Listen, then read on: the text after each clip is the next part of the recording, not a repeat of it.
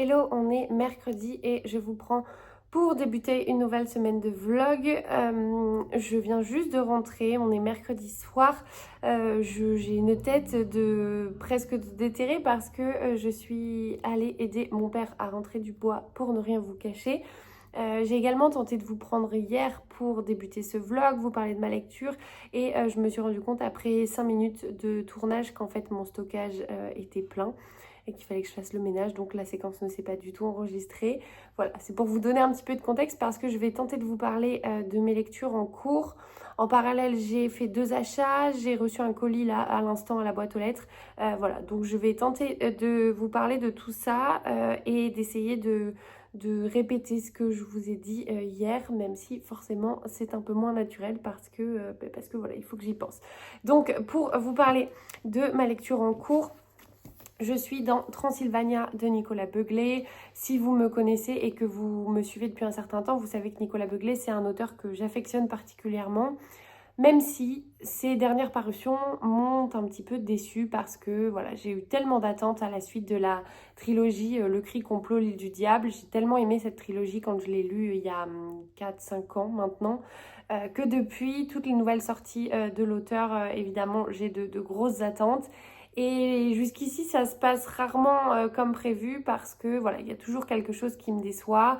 Je trouve qu'on est sur des intrigues qui parfois vont un petit peu vite, où les ficelles sont un peu faciles à tirer pour les personnages que l'on suit. Et voilà, donc je voulais vous donner un petit peu de contexte. J'ai débuté donc cette lecture-là après avoir lu l'année dernière L'Ultime Avertissement, qui donc avait été pour le coup une déception. Même aujourd'hui, je ne saurais pas vous dire si j'ai vraiment aimé cette lecture. Celui-ci, il vient de sortir. Il est sorti donc le 18 septembre, quelque chose comme ça. Voilà, j'en suis donc page 149 sur les 360 qu'il fait, 350 qu'il fait de mémoire. Et du coup, je vous lis la 4e de couve parce que je crois que je ne vous l'ai pas encore présentée. Encore aujourd'hui, on prétend que le château de Bran en Transylvanie était la propriété du comte Dracula. Rares sont ceux qui s'arrêtent dans cet hôtel reculé cerné par la neige et la glace. L'endroit paraît habité par des fantômes depuis la nuit des temps. C'est là que la jeune inspectrice Mina Dragan est envoyée pour enquêter sur un meurtre étrange. Un cadavre gît dans une chambre, celui de l'unique client de l'établissement. À ses côtés traîne une vieille malle verrouillée. Avant de disparaître, l'assassin a inscrit un tatouage énigmatique sur la main de sa victime. Mina Dragan ne le sait pas, mais c'est pour elle le début d'un jeu de piste terrifiant qui lui fera découvrir la face cachée et peut-être pas si imaginaire des contes de fées de notre enfance. Et si la clé de tous ces mystères se trouvait dans un seul livre, un livre fondateur, Il était une fois Transylvania. Et donc, ici, alors, je vais déjà vous parler de ce que j'aime. Pour donc avoir lu quasiment la moitié. Ce que j'aime, c'est l'écriture de Nicolas Beuglet qui est voilà, très, très fluide, très addictif, ça se lit vite. Entre-temps, j'ai mon voisin qui sonne chez moi. Donc, je ne sais plus du tout ce que je vous disais. Et alors, toutou? Je vous disais, je crois que donc ce que j'aime dans ce livre, c'est l'écriture fluide et addictive de Nicolas Beuglet parce que voilà, ça se lit vite. Même si les chapitres sont, je trouve, un peu plus longs que dans ses premiers romans et un petit peu moins page-turner, mais c'est mon avis. Voilà, j'aime retrouver ce côté-là. Ce que j'aime aussi, c'est que ici, donc, l'intrigue se passe en Roumanie et en fait, on suit, non, monte pas loulou. Et on suit du coup Mina Dragan, qui est une inspectrice roumaine, et ça pour le coup, ben, c'est assez rare. Enfin, c'est la première fois que je lis un roman et qui se passe en Roumanie et qui met en scène un personnage roumain dans un environnement du coup forcément entouré de roumaines, de personnes roumaines, pardon. Et d'autant plus écrit par un auteur français. Voilà, donc ça, je trouve que ça mérite d'être souligné. C'est à mon sens assez bien fait. Et voilà. En revanche, le personnage de Mina, pour l'instant, j'ai un petit peu de mal à m'y attacher parce que, enfin, je saurais pas exactement vous dire pourquoi. Il me manque un petit truc. On est loin de l'inspectrice badass de Sarah Geringen, je trouve. Mais à la fois, c'est aussi une force pour elle parce que du coup, c'est une inspectrice qui est tout à fait novice. Elle vient d'être promue inspectrice. Donc, elle a une sorte de syndrome de l'imposteur. Elle a toujours peur de mal faire. Et du coup, c'est aussi intéressant parce que voilà, ça permet d'avoir un personnage un petit peu nuancé qui voilà, n'a pas la solution immédiatement à tout. Ce que j'aime un petit peu moins pour l'instant, comme je le disais, c'est ce côté un peu moins page-turner que dans les premiers. Et c'est ce côté finalement toujours un petit peu répétitif dans les livres de Nicolas Beuglet parce qu'on est toujours sur voilà, un personnage qui va se retrouver investi d'une sorte de quête. Il va être pris dans un jeu de piste pour découvrir ce qui s'est passé. Généralement, donc, il y a un cadavre ou plusieurs. Et très vite, il va se rendre compte que la quête le dépasse et dépasse même la condition humaine. Là, ici, par contre, ce qui est intéressant, c'est qu'il est question des contes de Grimm. Donc moi j'avoue que c'est une plongée dans un univers totalement inconnu, hein. Je connais évidemment Blanche-Neige, Le Petit Poucet, etc. Mais c'est quand même assez loin derrière moi. Et donc ici, il est question de ça et en fait de la naissance de ces contes. Donc on va un petit peu repartir à la source des contes imaginés par les frères Grimm et ça, je trouve ça intéressant. Voilà, donc pour l'instant, comme je vous le disais, j'ai dépassé la moitié. J'ai un avis qui est pour l'instant plutôt positif, mais voilà, on n'est pas dans la lecture... comment dire, acharnée où j'ai tout le temps envie d'y revenir. Mais pour autant, voilà, il y a quand même quelque chose qui me donne envie d'y revenir et je vous en reparlerai dans la semaine. Je pense que je vais le terminer. On est mercredi, j'aimerais bien le terminer vendredi au plus tard, sachant que demain j'ai des rendez-vous, je ne serai pas chez moi. Donc voilà, donc ça c'est ma lecture papier. J'ai commencé une nouvelle lecture audio qui n'était pas du tout prévue, mais je me suis rendu compte en regardant mon compte Audible qu'en fait j'avais des lectures qui étaient incluses dans mon abonnement et qui avaient une date d'expiration.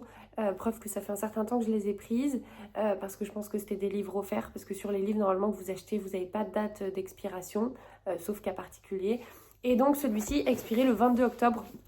Et c'est un livre que j'ai dans ma palle depuis très longtemps, c'est-à-dire depuis sa sortie, depuis au moins 2 ans.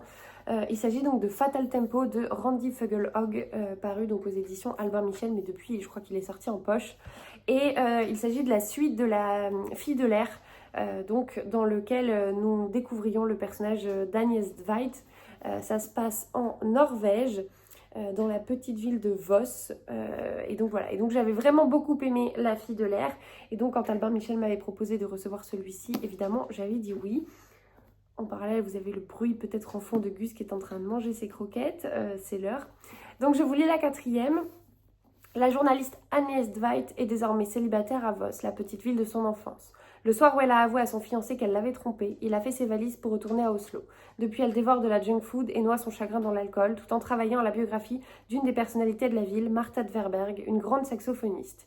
Mais quand celle-ci s'effondre sur scène en plein concert pendant un festival, Agnès devient l'un des témoins clés de l'enquête, car la musicienne a été assassinée. Sous le choc, elle décide d'interroger l'entourage de la diva. Si elle la savait aigrie et capricieuse, elle ne soupçonnait pas que Martha avait autant d'ennemis. Parviendra-t-elle à trouver le coupable et à sauver sa vie amoureuse ? Donc ici, on est vraiment sur un tome 2. D'habitude, je vous en parle pas, mais je pense que voilà, La Fille de l'air est pour le coup tellement loin, mais moi, j'avais totalement oublié ce qui s'y passait à la fin. Et donc, j'aime bien. J'ai vraiment plutôt très bien avancé. D'ailleurs, je crois que mon marque-page n'est pas au bon endroit. Je pense que j'ai encore plus avancé que ça, parce que de ce que j'ai vu sur Audible, il me reste 1 heure d'écoute. Donc, j'en suis quasiment à la fin. J'aime bien. Mais pour l'instant, voilà, c'est pas une lecture qui m'emballe plus que ça. On est dans le milieu du coup de la musique. On va suivre donc le personnage d'Agnès. Et pour l'instant, en fait, c'est beaucoup sa vie personnelle. Alors, je sais pas de combien de tomes se composera la saga. Peut-être que c'est une sorte de tome un petit peu transitoire. Mais voilà, il est quand même beaucoup question de son célibat. On a compris que... voilà, elle avait une vie sexuelle plutôt décomplexée, on va dire ça comme ça. Et en fait, c'est pas du tout ce que je cherchais pour le coup en écoutant ce livre. Je m'attendais vraiment à trouver un thriller. Alors, on est quand même sur une sorte d'enquête, mais c'est presque pas le cœur en fait de l'histoire. On y suit du coup autant Agnès et sa vie amoureuse un petit peu en lambeaux que du coup cette enquête. Et voilà. Après, à l'audio, ça passe très bien. Ça va me permettre de le lire et enfin de le sortir de ma palle, ce que j'ai fait. Mais voilà, pour l'instant, je suis pas sur une lecture qui va rester dans mes mémoires à mon sens. Sinon, hier, entre 2 courses, je suis passée en librairie. C'était pas du tout prévu, mais évidemment, j'ai craqué pour 2 romans. 2 sorties qui me faisaient envie. La première, c'est Le Pacte d'avril, donc de Sophie Astrabi, qui est son premier roman qui a été réédité par les éditions J'ai lu avec cette très belle couverture, nettement plus belle à mon sens que les 2 premières qui ont été faites, même les 3 si on compte la couverture de l'auto-édité. Voilà, donc c'est un roman qui me faisait très envie. Je vous lis la 4e de couve. Avril vient de souffler sa 35e bougie et une promesse l'obsède, celle qu'elle a faite à son ex-petite amie lors de leur rupture. Se retrouver si à 35 ans, aucun des deux n'est en couple. Alors que devient Jean? Avril est déterminée à suivre la piste de ce premier amour, mais le passé est-il fait pour être déterré? Mirza, sa voisine au grand âge, va tout mettre en œuvre pour détourner la jeune femme de ses premiers émois et la convaincre de croire en de nouveaux horizons. Un roman tendre et émouvant sur l'amitié inattendue entre une trentenaire nostalgique et une octogénaire qui ne croit qu'en l'avenir. Voilà, donc il me tente vraiment trop, la couverture est trop belle. Ce sera à mon avis pas une de mes prochaines lectures, mais il a rejoint ma palle et j'en suis ravie. J'ai du coup un autre roman à lire de Sophia Strabi qui est Billy Pretty a disparu. Et puis voilà, je vous en reparlerai. L'autre achat que j'ai fait, c'est, vous l'aurez compris, Blood Vipers de Dahlia Blake, donc de la saga Les Légendes, paru chez Nox, donc le label romance des éditions Albin Michel. C'est, on va dire, la suite de Black Venus, même si les tomes peuvent tout à fait être lus indépendamment. Comme je vous l'avais déjà mentionné, c'est écrit ici en petit. Gus est dans sa litière. Décidément, ce soir, personne ne veut que je tourne mon vlog.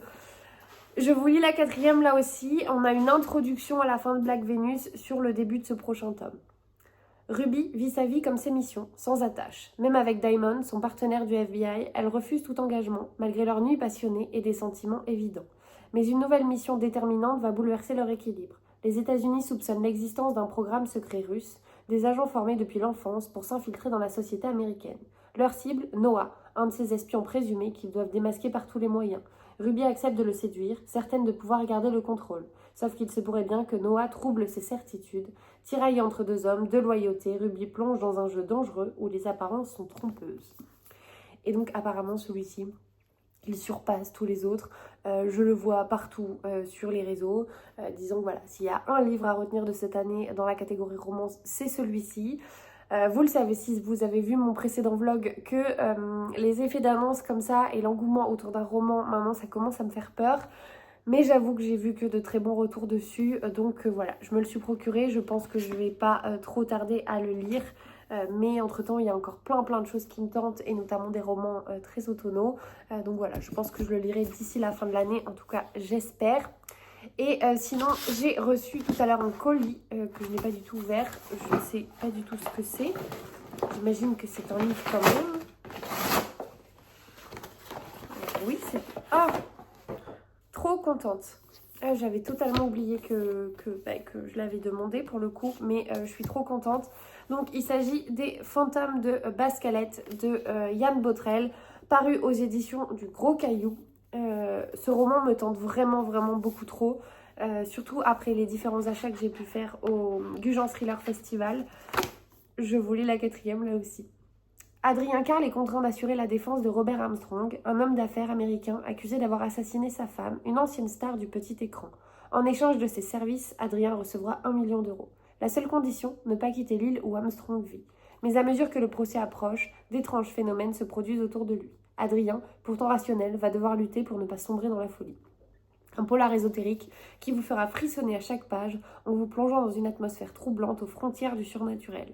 Entre fiction et réalité, Yann Botrel aime semer dans ses histoires des anecdotes historiques pour créer des récits qui captivent le lecteur. Et cette couve est juste sublime. Déjà, j'aime énormément la DA de cette maison d'édition. Donc voilà, il rejoint ma palle. Et ça, je pense que ce sera une de mes prochaines lectures. Peut-être que je vais me la garder pour le début du mois de novembre. Et notre camp de lecture avec les filles que l'on organise. Enfin, notre semaine de vacances entre copines. On va dire ça comme ça. Donc voilà pour moi aujourd'hui. Demain, comme je vous le disais, j'ai des rendez-vous. Mais je pense que je vais quand même essayer de vous prendre. Et si ce n'est pas le cas, je vous prendrai vendredi.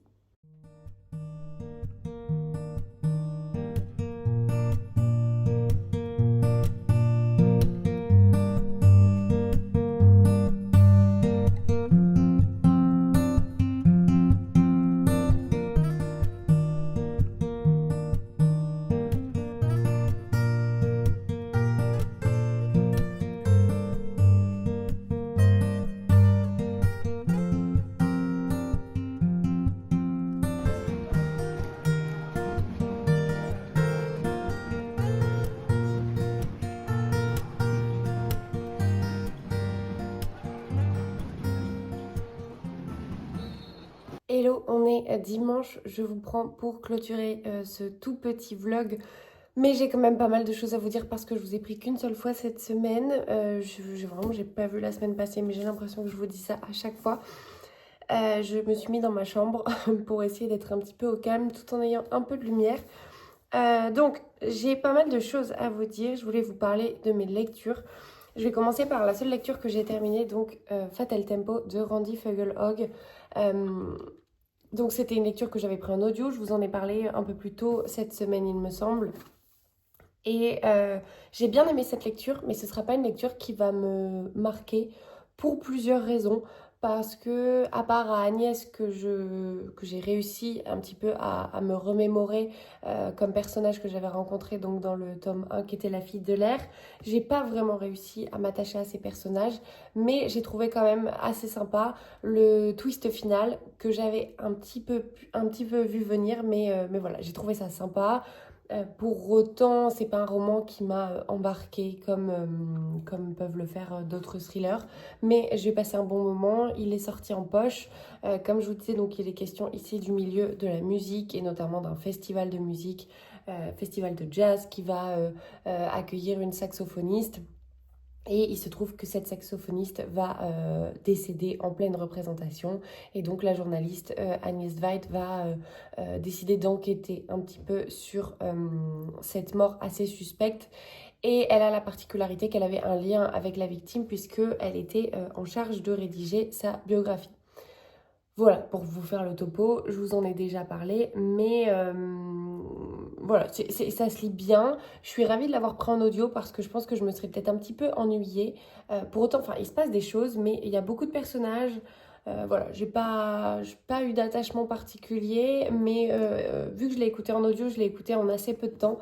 Et je pense que c'est ce qu'il fallait pour ce roman-là. Donc une bonne lecture, mais qui me marquera pas plus que ça. En parallèle, donc, je n'ai toujours pas terminé ma lecture de Transylvania. Je vous avoue que j'en peux plus. Pourtant, j'aime bien. Il y a des mais je vous en parlerai quand je l'aurai terminé. J'en suis page 243. Le roman en fait toujours 350, hein, ça n'a pas changé. Donc il me reste 110 pages. Et en fait, j'avance pas. Le soir, je lis 5-10 pages, même pas. Et je m'endors. Et je sens que je suis plus dedans en fait. C'est-à-dire que quand je reviens dans l'histoire, je me dis ok, mais alors c'est vrai que c'est qui lui comme personnage. Voilà, je suis pas dedans comme j'ai pu être dans les autres. Cette histoire, elle m'embarque sans. En fait, il y a trop de choses qui me font un petit peu lever les yeux au ciel à force. Et c'est compliqué pour moi parce que c'est un auteur que j'aime beaucoup, parce que le sujet est intéressant, mais voilà, j'ai l'impression que tous ces romans se ressemblent quand même un peu, et qu'à force, en fait, je vois toujours un peu les ficelles arriver.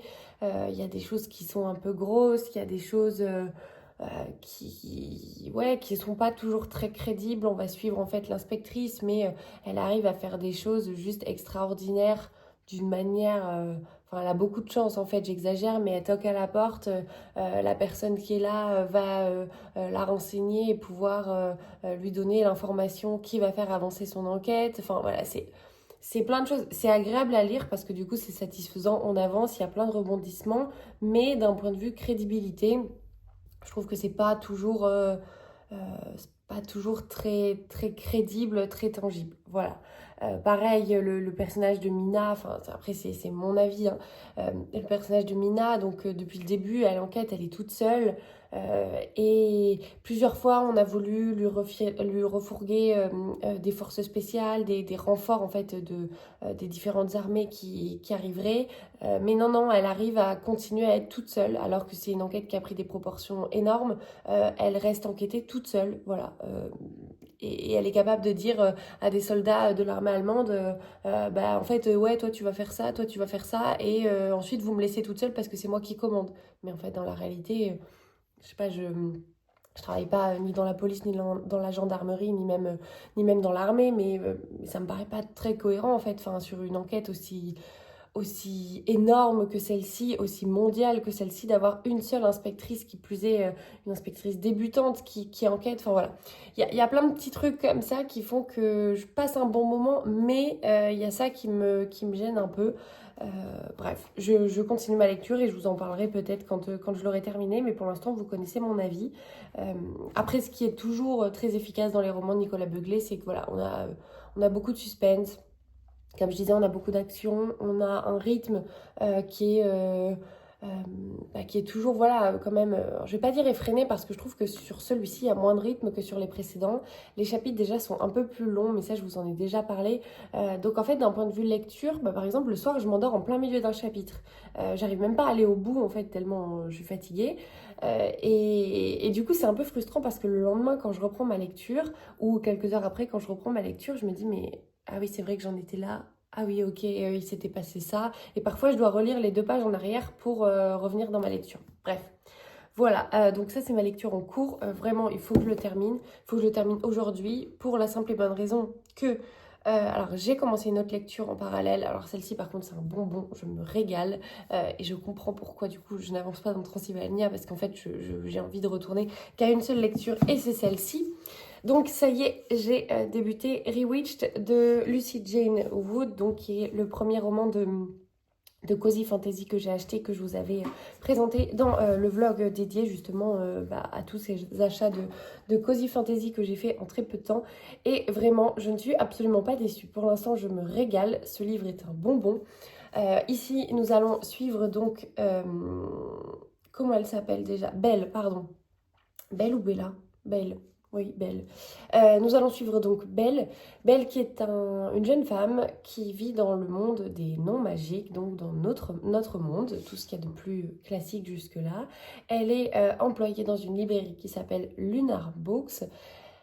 Elle est passionnée par son travail et elle vient d'avoir 30 ans.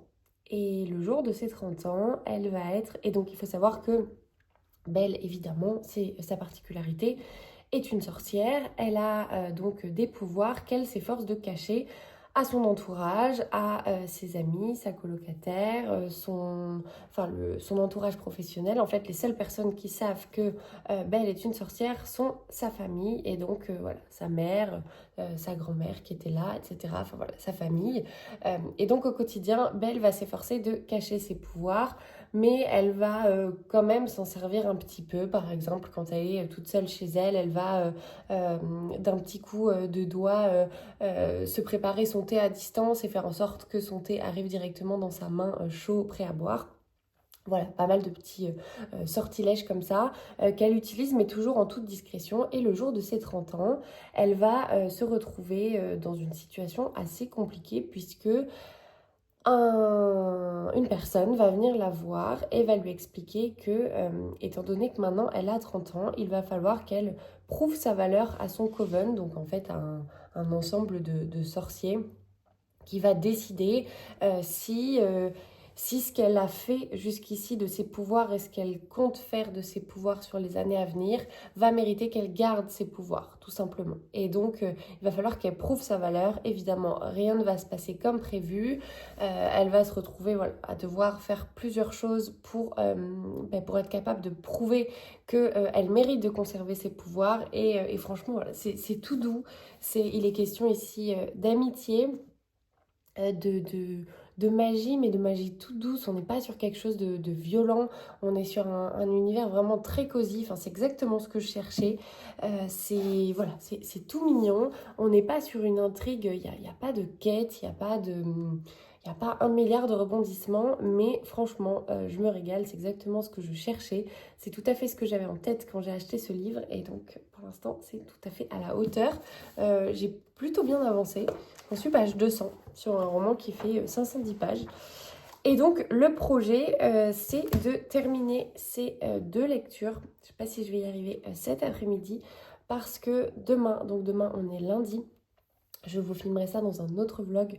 Je vais normalement je vais faire un 24 heures reading challenge avec Sarah. Donc Sarah que je ne vous présente plus mais quand même du compte Mrs Boucarmonde sur YouTube et Sarah Belle Littérature sur Instagram.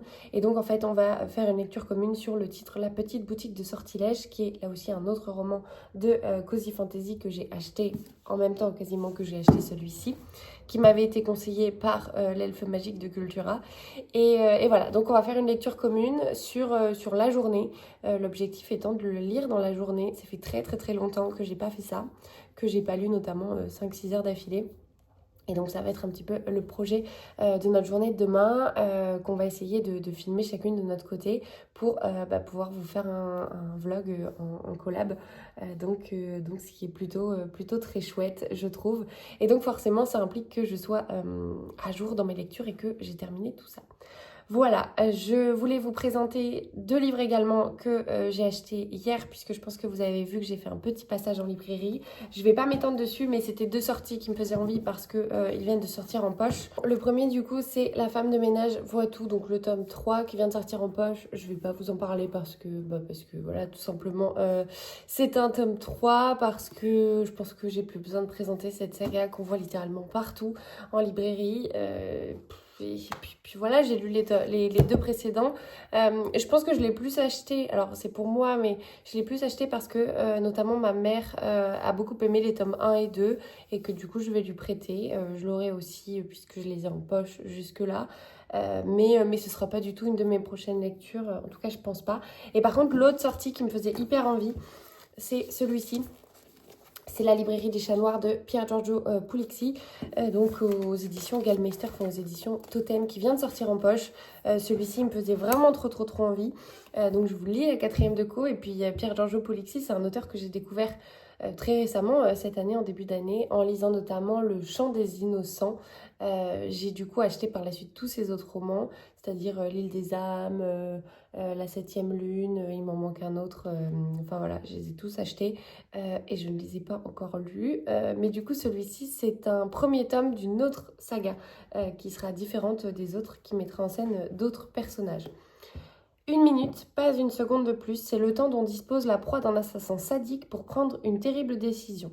Choisir entre 2 êtres les plus chers, lequel vivra et lequel mourra. Impuissante à trouver le criminel, la police fait appel à Marzio Montecristo, le patron d'une petite librairie de Cagliari spécialisée dans le polar. C'est également le quartier général d'un étonnant club de lecture, les Enquêteurs du Mardi. Une poignée de super experts qui, 1 an plus tôt, ont aidé la police à résoudre une affaire particulièrement complexe. Les Enquêteurs du Mardi parviendront-ils à élucider ce nouveau mystère? Et du coup, celui-ci, alors, je me pose la question. Oui, donc je vous confirme que c'est bien un premier tome de cette saga, et là en 2025 il y a un autre qui vient de sortir, donc la suite j'imagine, Si les chats pouvaient parler. Ensuite il y a l'autre saga, Les enquêtes d'Eva et Mara, et là du coup vous avez L'île des âmes, L'illusion du mal, La 7e lune, et Le chant des innocents, qui est une sorte de préquel qui va mettre en scène un personnage de Vito Strega, enfin le personnage de Vito Strega, qui intervient, de ce que j'ai compris, aussi comme un personnage secondaire dans la saga d'Eva et Mara. Voilà, et du coup le roman auquel ça me faisait penser dans le style, c'est 8 crimes parfaits de Peter Swanson, que j'avais lu et vraiment beaucoup aimé, édité là aussi chez Gallmeister. Et voilà, et donc là il y a plusieurs avis dedans qui me confortent dans l'idée que ça peut me plaire. Hommage à Agatha Christie, clin d'œil à John Dixon Carr, Rex Stout, Wilkie Collins ou Michael Connelly, ainsi qu'à 8 crimes parfaits de Peter Swanson, une autre histoire de crime, de libraire et de chat. L'écrivain transalpin passe en revue ses classiques au fil d'un roman policier délicieusement érudit.